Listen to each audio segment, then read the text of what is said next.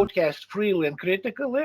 As always, I'm together with Professor Gintautas Mažeikis, and our guest today is from Latvian University, and of course he's from Latvia, and he's Latvian, Mārtiņš Kaprāns, and we are going to ask him about the situation in Latvia, about possible changes in terms of polarization in society. We know that at the beginning of the 1990s, when the Baltic States became independent, we used to be somewhat accused and criticized, especially Estonian government and Latvian government, for not giving citizenship to certain percentage of Latvian Russians. Dear colleague, what is your observation now? What is the situation now in terms of changes and polarization in Latvian society, especially in the context of the war in Ukraine and all this Russian threat? Good afternoon, Tomas and Gintautas, and thanks for having me. I think, of course, as elsewhere in the Baltic States, the Russia's invasion has been a decisive turning point in all Baltic societies. And here, when we speak about polarization, to some extent, of course, we could observe polarizing patterns already before 2022,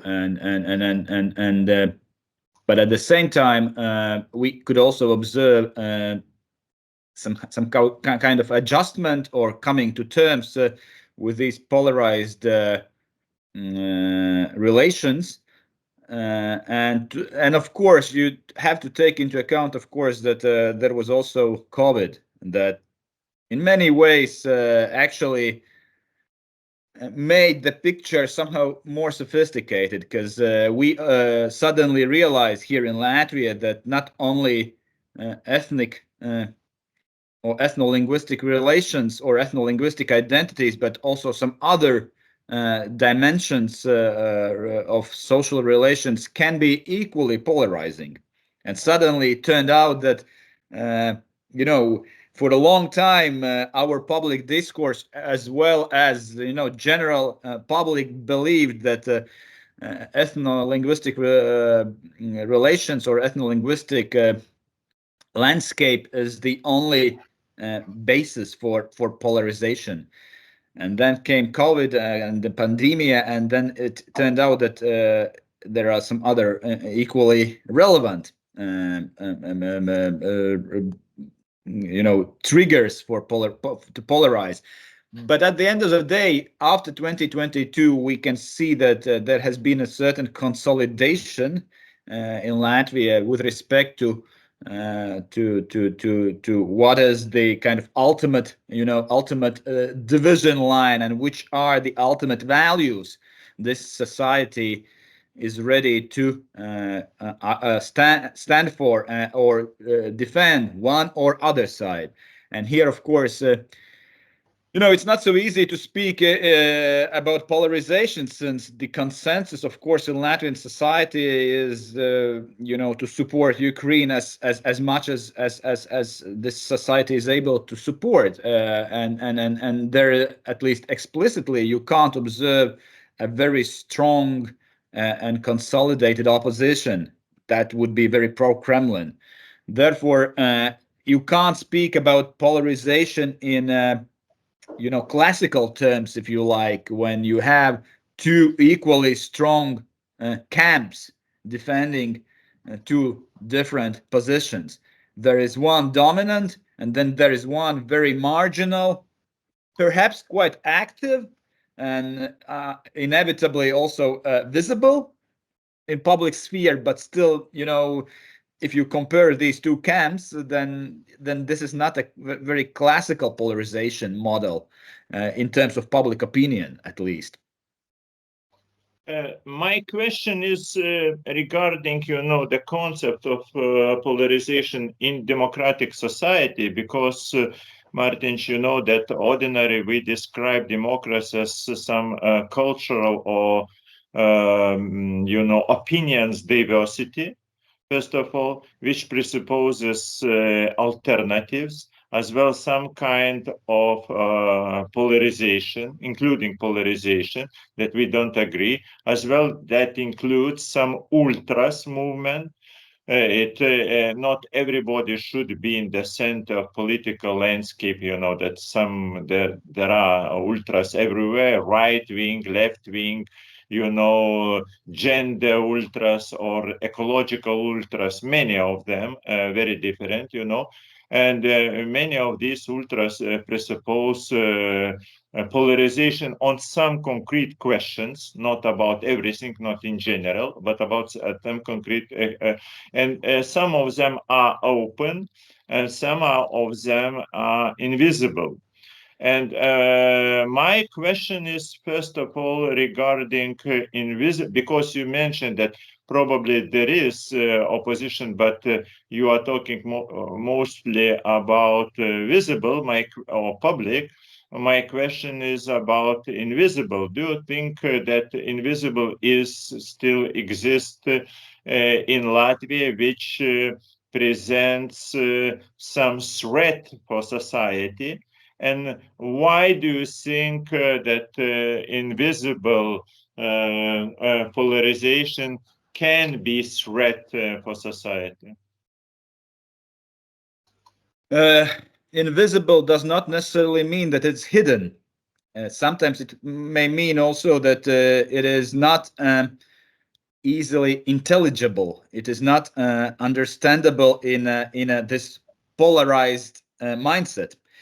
For example, when you ask to Latvian Russophones which side you support in this war, then the vast majority actually takes the in-between position, that is neither Russia nor Ukraine, which is, it's a matter of interpretation, of course, very much. And by vast majority, I mean around 50% would take this position even now, and then I think it's not so easy to interpret this in between position, because a quick shortcut answer would be, hey, they all want to hide their pro-Kremlin stances, but it's not true, actually. If you go deeper and analyze these data, and also when you discuss on a very qualitative level these kind of positions, you can see that in many ways there is not only some kind of self-censorship present in these positions, but it's also about about kind of genuine confusion, genuine embarrassment, because these people try to combine, on the one hand, their long-standing attitudes that have been rather pro-Kremlin in many ways, particularly when it comes to geopolitics. And then there is this reality on the ground, including Ukrainian refugees, the rather large number of Ukrainian refugees here in Latvia that inevitably, these people meet somehow and hear their experience. And so combining these different and very controversial and naturally mutually excluding experience, the in-between position to Russophones becomes some kind of natural sanctuary or asylum where they feel kind of, at least not, safe cognitively, so to speak, that, they have somehow combined. I saw this summer, actually, even more crazier maybe data when people were asked here, so which leadership do you support in this war? And there was also an option that I support both Russian and Ukrainian leadership in this war, and 25% of the Russian Russophones selected this. Can you imagine? It's quite interesting position that they both. So this goes in line very much with the mindset, with I think to speak maybe in more sociological terms, with a habitus if we use Bourdieusian terminology of what is in Russian, they sometimes call it "не всё так однозначно." You know, this kind of thinking. Yeah. Не всё так однозначно. And here you can somehow see this pattern of thinking also. It's very, very important that you separate this unclear, undetermined, invisible, and recognized hidden, you know, that some people hide themselves between discourses in order to be like, some proto-partisans, I would say, that they are looking, for the possible action all the time, or just dream that they will act when they sometime will come. The others are not, the others don't decide. And this is your example that they support both sides, Ukraine and Russia. It's very good, very good. I would say very ambivalent and very good. From the other side, we see that probably there is the trigger becomes a very important question. Who will be the trigger, in this situation? Because if 50% of population cannot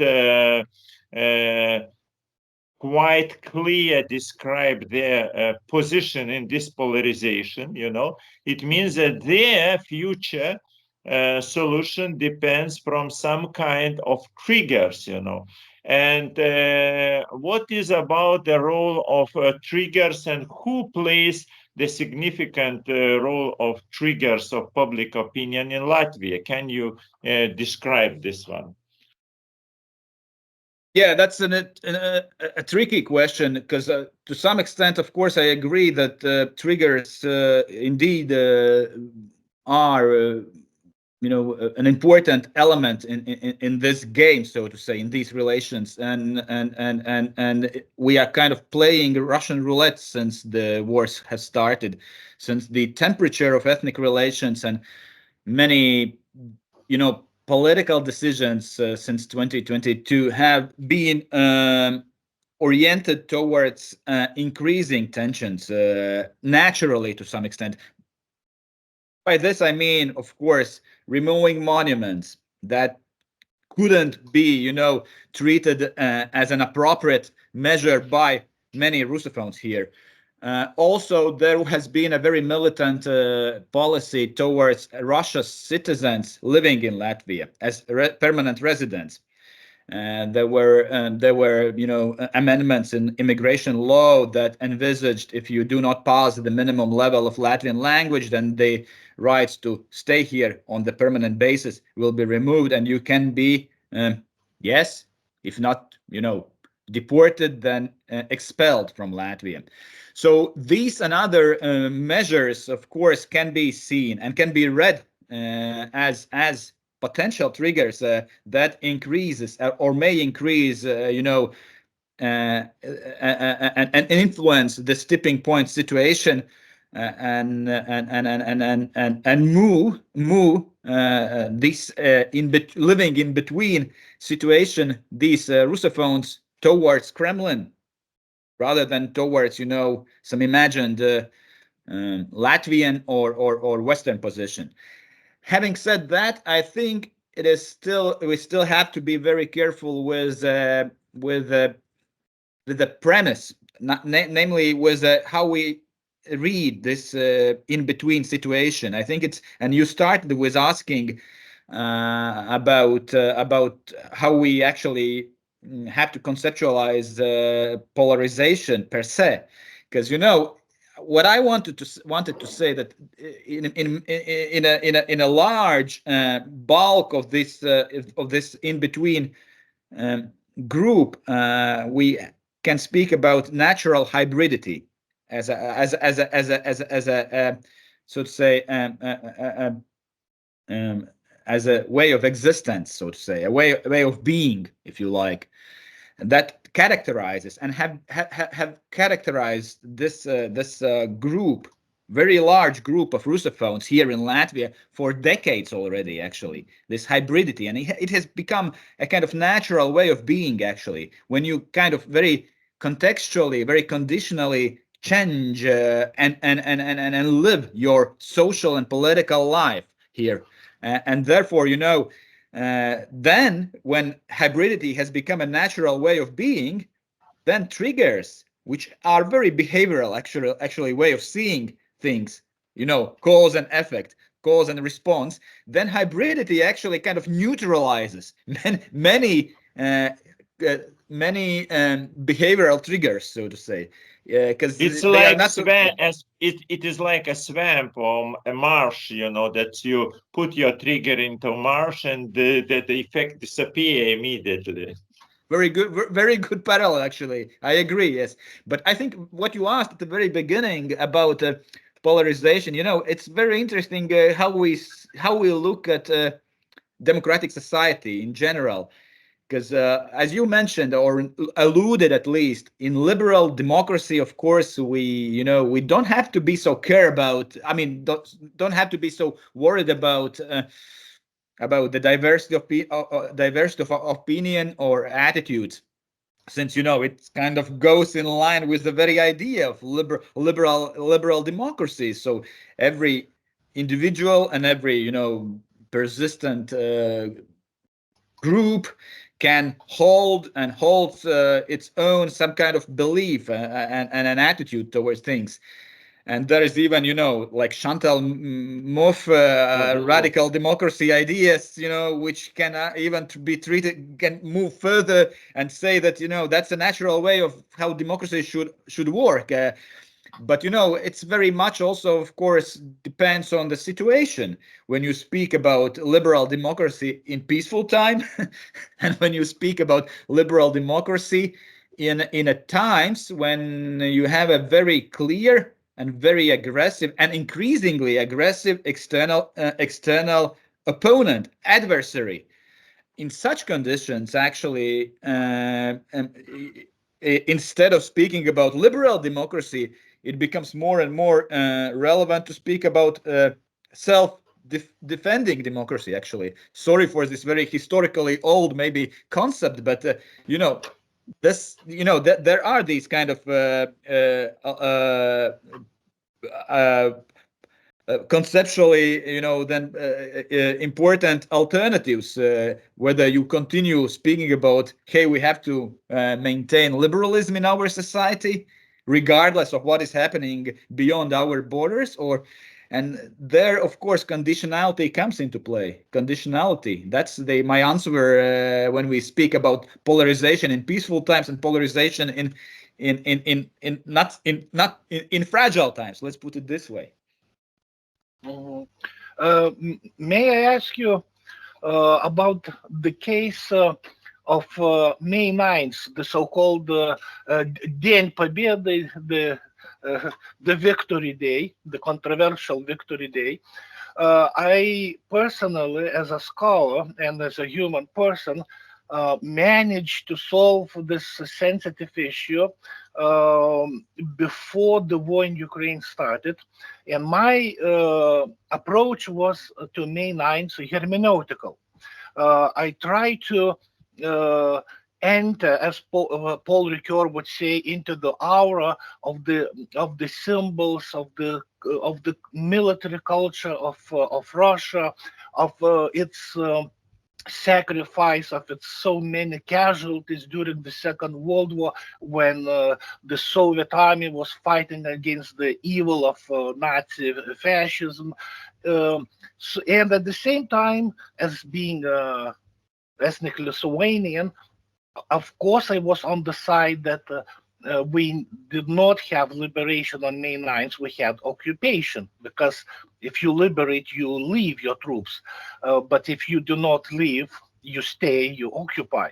And we know the rest of the story. So I tried to use hermeneutical approach to find empathy for the Russian culture and its Weltanschauung, its worldview, when Estonian Russians, Latvian Russians, Lithuanian Russians live here and they celebrate May 9th. And I was not somehow agitated seeing this from this hermeneutical approach. But when the war started in Ukraine, now I find very difficult to be so tolerant for May 9th celebration. Now it's no longer, this hermeneutical approach for me no longer works.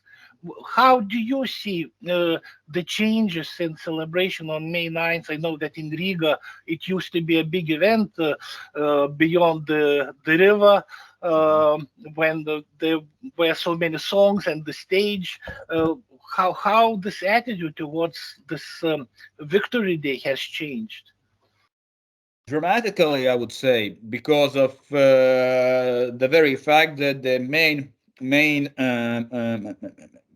site of memory, the monument was dismantled, and there is no space, commemorative space, celebration space, whatever you call it. So in public discourse, in public space, you don't have many opportunities to celebrate the 9th of May, and therefore purely out of this very fact that there are these kind of limitations, it has changed institutionally, so to say, speaking.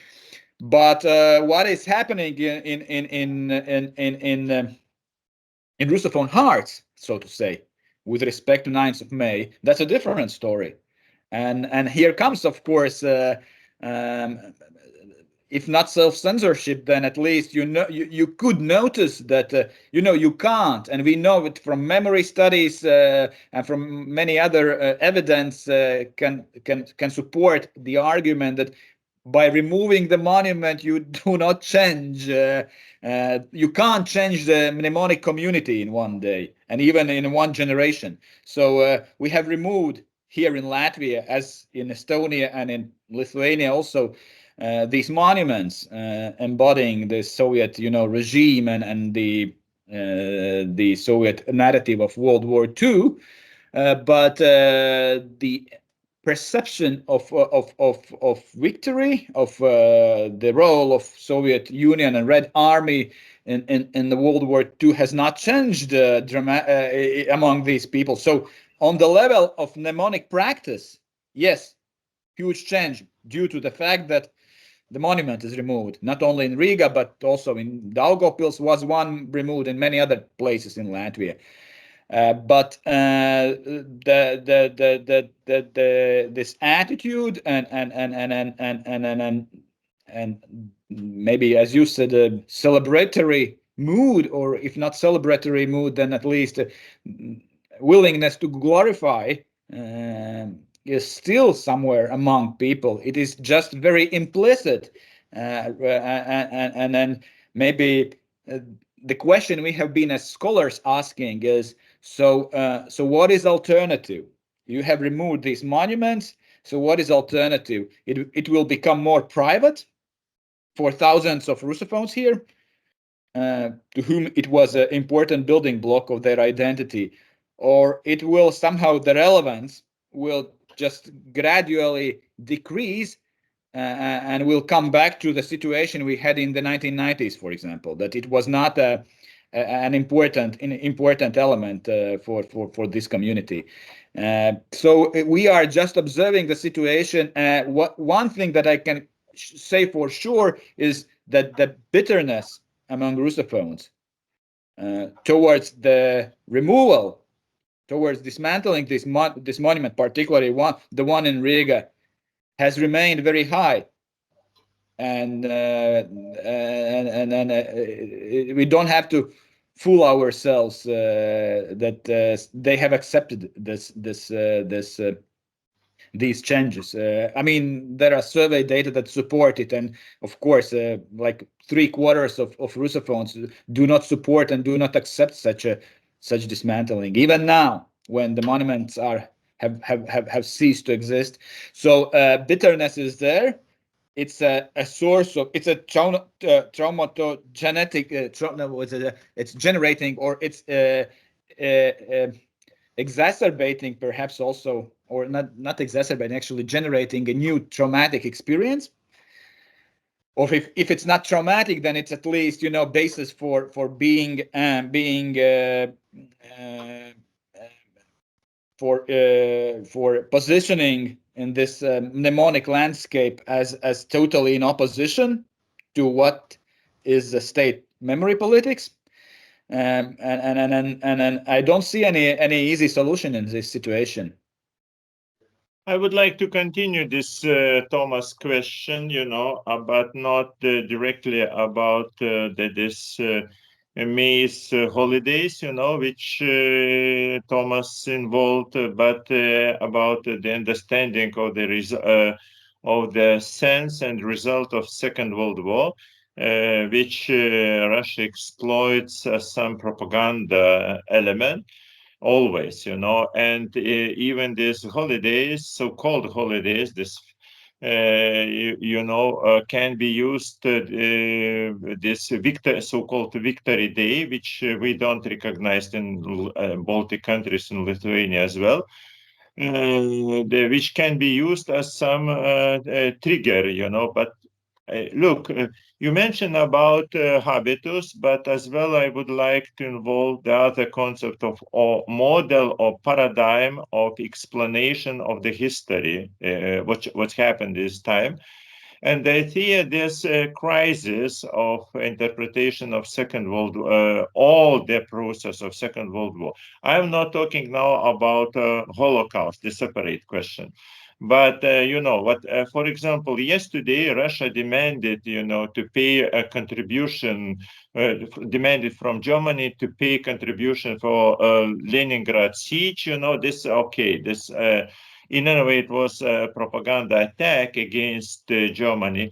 But it was as well a signal that all these events of Second World War should be reconsidered. Why? Because, first of all, Ukraine demands it, because Ukraine doesn't see so simple that Soviet or especially Russians won a war. That's not about this one, because they okay, we fight it most of all. It's there. Okay, this is as well a Ukrainian propaganda position, but in a way we need to understand. The same it's about Estonia. Then, especially in Lithuania, we remember this question. We remember Kaliningrad or Königsberg question more than Germans, I would say. We are speaking about this inconsistency about international agreement concerning, this Königsberg district for 50 years.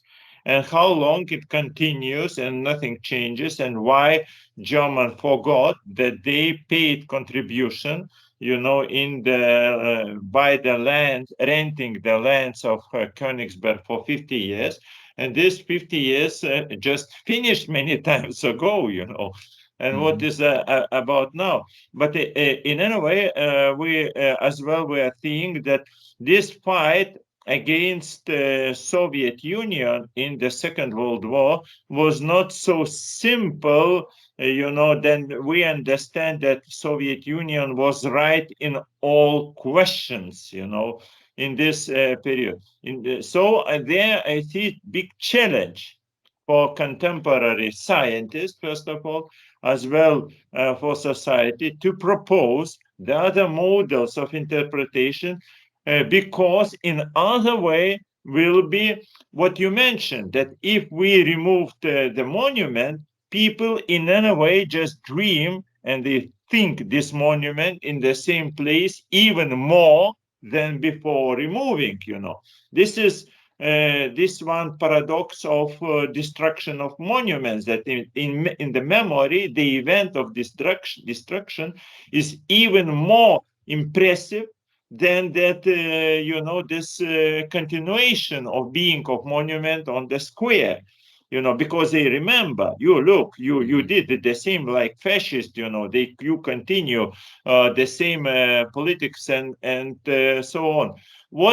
Can you explain what now is situation in Latvia about rethinking of the process of Second World War? What's happened with this question, or this question is just in shadow, I would say? It can't be in shadow, since it somehow all time sets the background for the current war, and somehow is all the time is there are many allusions to the World War II constantly in a public sphere, starting with political speeches and ending with everyday conversations where the occupation fact is always somehow reminded the Soviet occupation and so on, and of course drawing parallels with the Nazis and what Russians are doing now in Ukraine. But about rethinking, that's an interesting question. Of course, I'm not sure if there is that there are some very clear and compelling, so to say, steps taken to rethink the World War II, particularly when it comes to Russophones, because among ethnic Latvians, if we speak in ethnic context, rethinking is even not possible, since there is a very strong consensus that the World War II was tragedy, double occupation, the same narrative we have in the Baltic States. But when it comes to Russophones, I think it's interesting. I don't have some very clear data, but there was already a trend before the war in the youngest generation, particularly of Russian speakers here, that they became more and more, so to say, open towards alternative perspectives on what happened here in the 1940s.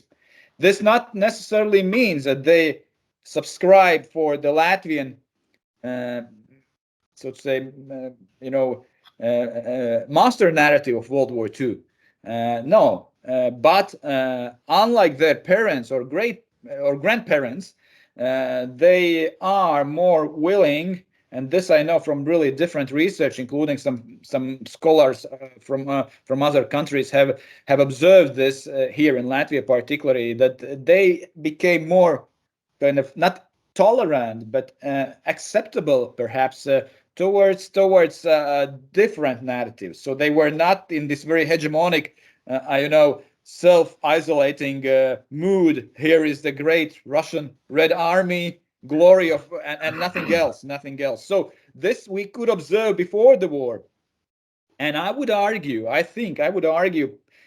taking into account that the youngest generation are also the least hesitant and the most kind of pro-Ukrainian among Russophones, the youngest generation, that they would also most likely would be most open, at least, if not maybe even taking the Latvia's official also and Latvian kind of dominant in Latvia narrative that there was Soviet occupation, and so all other things that emanates from this narrative. So yes, I think that among young Russophones you can see already ongoing this process of rethinking, but I'm really very careful to argue that we can observe something similar in maybe in older generation. No, I don't think so. And this is a very important core of their identity. World War II, perhaps the only element. I think that was who was not, if not Levada, then Gutko, I think Boris Gutko, the sociologist, who has argued that this perhaps is the only or the center of Russian positive identity because there is a collapse of Soviet Union. It cannot be very positive experience, but the victory of World War II is the by and large the center of this positive identity, the historical center, and that therefore I can't imagine how could it be rethought or reconsidered among Russophones here in Latvia. Maybe it has challenged someone to think about otherwise about World War II, but I don't think that that's some kind of general pattern. Yeah, it was Gudkov. I read that his article, but I'd like to remember one of our podcasts that me and Professor Mažeikis have done about a year ago. Perhaps you even know this Latvian Russian colleague Denis Hanovs. He shared his personal experience and identity trauma that before the war in Ukraine, he felt like some sort of identity lost person, because in Latvia he didn't feel like real Latvian because of his Russian ethnicity. But when he would go to Russia, he would feel that he's not really Russian, and his Russian language, even though is fluent, nevertheless has some kind of shades of Baltic Russian pronunciation. So he felt like a little bit confused in terms of ethnic identity. And when the war started, a new step happened in his life, that and he shared this on our podcast, so it's official.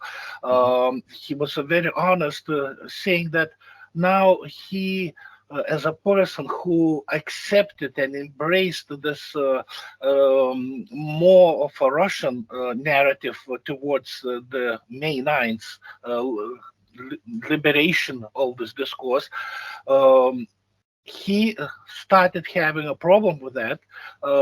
He was inclined more towards the Baltic occupation discourse because of what he saw happening in Ukraine, what happened in Mariupol, what happened in Bucha.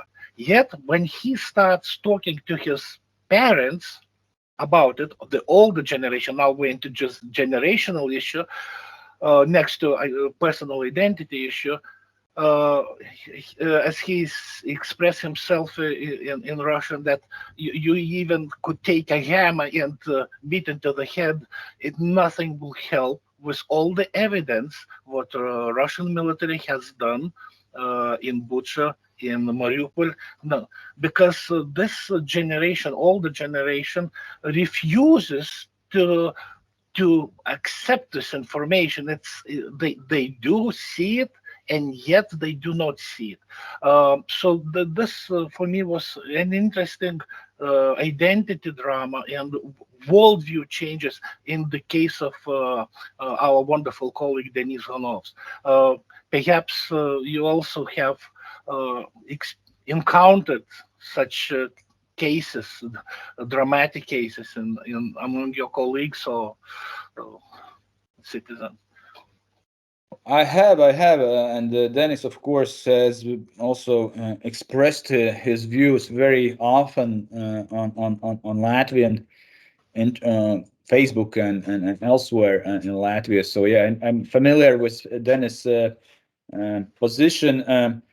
I think there are many, there might be many interesting reflections, but we simply don't have so much time for that. But one thing is what Dennis maybe also shows very, very well, also as an intellectual, but also as a citizen of Latvia, is his generation of Russophones and maybe younger one is somehow also can be qualified, at least maybe one certain part of that can be qualified as these kind of transnationals.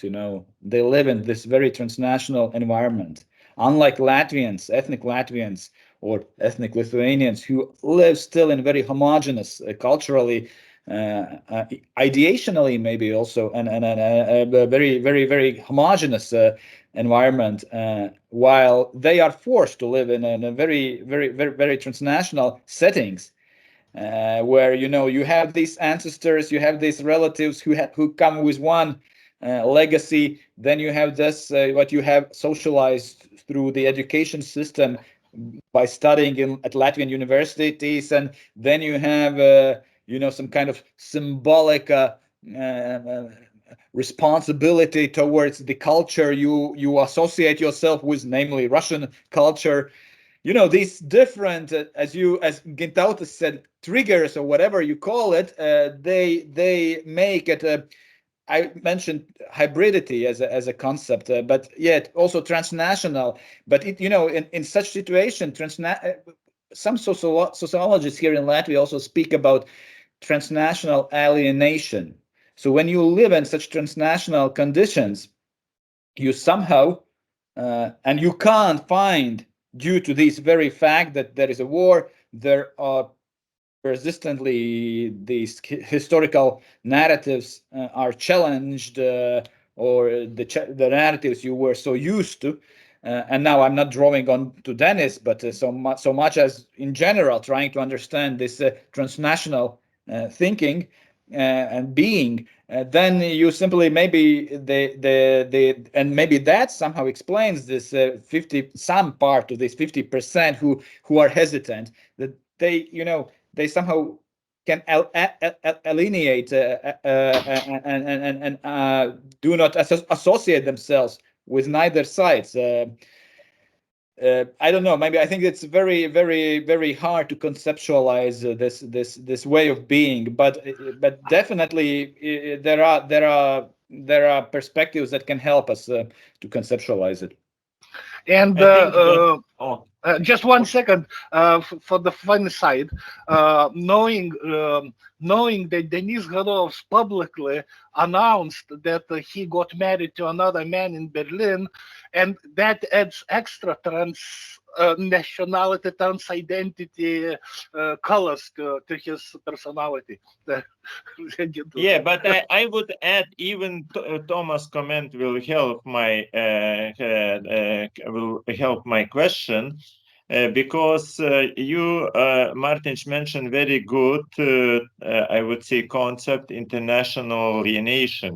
That's alienation through internalization. It's very, very specific.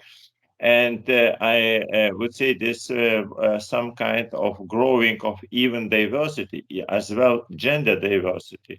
It can be international ecological movement and diversity, including presuppose some alienation from we call from national roots. This rooted thinking. That's from soil. Blood and soil and roots. All this one, which is presented in ethnic groups, strong ethnic groups, as well in Lithuania. This is important question.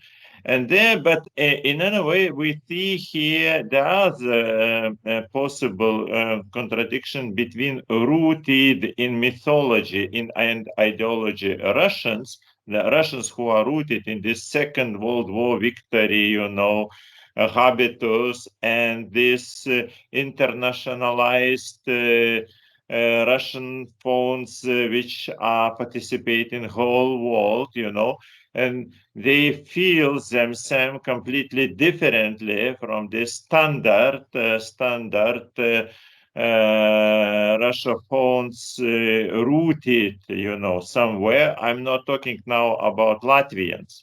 It's interesting for me only about Russian groups, ethnic Russian groups, and what kind of, do you see here some kind of polarization in Latvia, not up between Russian and Ukrainians, not between ethnic Latvians, but between Russians and Russians, because now we are talking more and more about, growing of conflict, even latent civil war signs in Russian society, because growing of polarization just only between Russians, And my question, do you see such kind of contradictions? You know, if, for example, in this Sunday, we saw Russian, midday when they voted against or pro Putin, in abroad embassies of Russian. And there was a lot of fights between the street fights between two Russian groups, even using of physical force against each other. They attacked physically each other because so are different. Though we see here growing of conflict, and can you describe the conflict of Russians between themselves in Latvia? Yes, there is. I wouldn't say that is necessarily conflict, but definitely we can speak about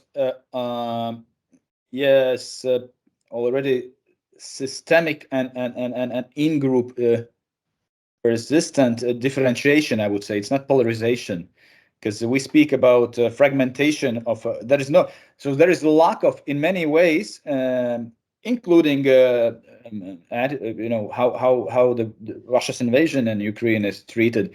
You can see that there is a lack of strong consensus, and if there is no consensus, then this community becomes very fragmented, very polar, very differentiated, and there are small but not consolidating opinion groups that characterizes Russophone community.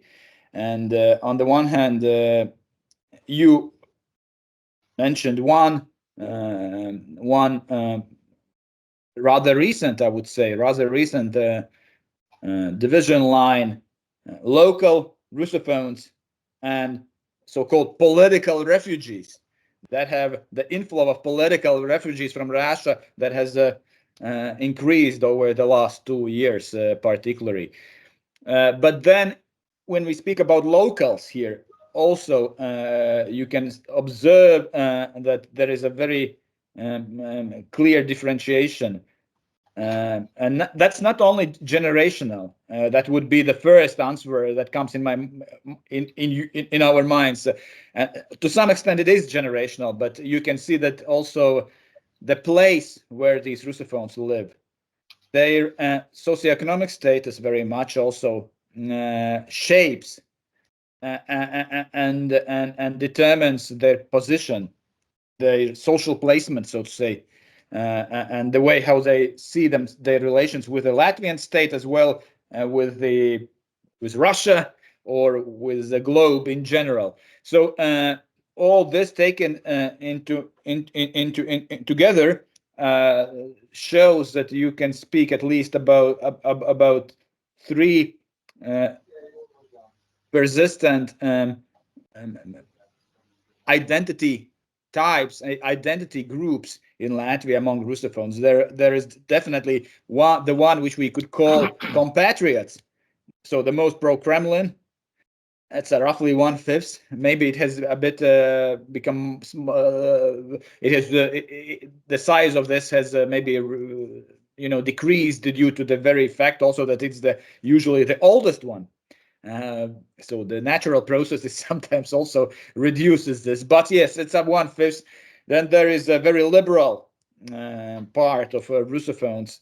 Also, maybe it has increased now due to the fact that people decided that they are more. They don't want to associate themselves with Russia whatsoever. So I would say 1/5 or 1/4 of Russophones can be called liberal, or as they themselves sometimes call European Russians.